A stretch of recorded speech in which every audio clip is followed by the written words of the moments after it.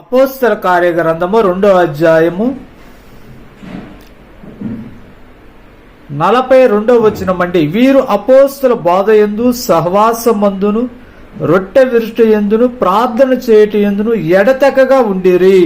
మనకి మహిమ కలుగును గాక. దేవుని యొక్క చిత్తము నీ జీవితంలో జరగాలంటే అక్క చెల్లి తమ్ముడా, ఈ మాటలు వింటున్న నీవు ఆయనకి లోబడి ఉండాలి, ఆయనకి దగ్గరగా ఉండాలి, ఆయనతో నువ్వు సహవాసం చేయాలి, ఆయనతో నువ్వు వ్యక్తిగతంగా సంబంధం కలిగి ఉండాలి, ఆయన మార్గంలో నడవాలి, ఆయన స్తుతించాలి, ఆయన మహిమపరచాలి, ఆయన గణపరచాలి. ఎప్పుడైతే ఎన్ని నీ జీవితంలో కొనసాగుతూ ఉంటాయో, ఎప్పుడైతే ఎన్ని ఆయన నీ జీవితంలో నడుస్తూ ఉంటాయో అక్క చెల్లి తమ్ముడా, అవన్నీ దేవుని యొక్క చిత్తం ఆయన నీకే బయలుపరుస్తాడండి, నీకే తెలియజేస్తాడు. నీ జీవితం గురించి, నీ కుటుంబం గురించి, నీ బిడ్డల గురించి, నువ్వు చేసే ఉద్యోగం గురించి, నువ్వు చేసే వ్యాపారం గురించి, నువ్వు చేసే వ్యాపారంలో ఉన్న అధికమైన ఆశీర్వాదాల గురించి, నువ్వు చేసే ప్రతి విషయాలలో ఆయన దేవుని యొక్క చిత్తాన్ని నీకు తెలియజేస్తాడు.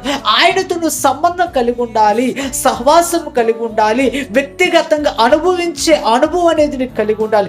అప్పుడు దేవుని యొక్క చిత్తం అనేది నీ జీవితంలో అద్భుతంగా జరుగుతూ ఉంటుందండి.